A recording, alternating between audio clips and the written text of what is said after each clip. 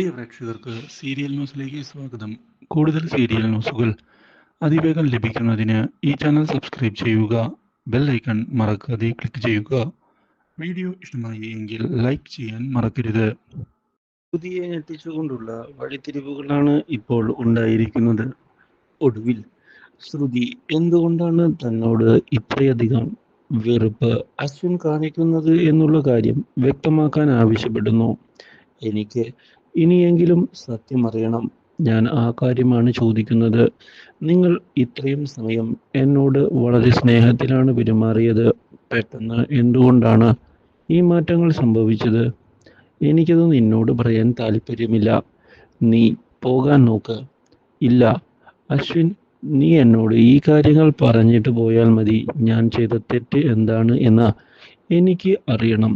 അതിനുശേഷം ഞാൻ പോയിക്കൊള്ളാം. ആ കാര്യത്തിൽ യാതൊരു പ്രശ്നവുമില്ല. ഇതോടെ എന്തു പറയണം എന്നറിയാത്ത അവസ്ഥയിൽ വന്ന് നിൽക്കുകയാണ് അശ്വിൻ. മറ്റു വഴികൾ ഒന്നും തന്നെ ഇല്ല എന്നുള്ള യാഥാർത്ഥ്യം ഇതോടെ അശ്വിൻ മനസ്സിലാക്കുകയും ചെയ്തതിനെ തുടർന്ന് അശ്വിൻ കാര്യങ്ങൾ സംസാരിക്കുന്നതിനായി തീരുമാനം എടുത്തുകൊണ്ട് മുന്നിലേക്ക് വരികയാണ്. നീ എൻ്റെ സഹോദരിയുടെ ജീവിതം തകർക്കാനാണ് ശ്രമിച്ചത്. അതുകൊണ്ടാണ് എനിക്ക് ഇത്രയധികം ദേഷ്യം. ഇത് കേട്ടതിനെ തുടർന്ന് ഞാൻ അഞ്ജലി ചേച്ചിയുടെ ജീവിതം തകർക്കാനോ? മനസ്സിലായില്ല. ഇതോടെ നീയും ശ്യാമുമായുള്ള ബന്ധം എനിക്ക് കൃത്യമായി അറിയാം. അതുകൊണ്ട് തന്നെയാണ് ഞാൻ ഇങ്ങനെ ചെയ്യുന്നത്. ഇത് കേട്ടതിനെ തുടർന്ന് ശ്രുതിയാകെ ഞെട്ടിപ്പോവുകയാണ്. ശ്യാമുമായിട്ട് എനിക്ക് റിലേഷനോ? നിങ്ങൾ എന്തൊക്കെയാണ് പറയുന്നത്? ശ്യാമിനെ എനിക്ക് കാണുന്നത് പോലും വെറുപ്പാണ്. അയാളെ ഞാൻ സ്നേഹിക്കുന്നില്ല എന്നതാണ് സത്യം.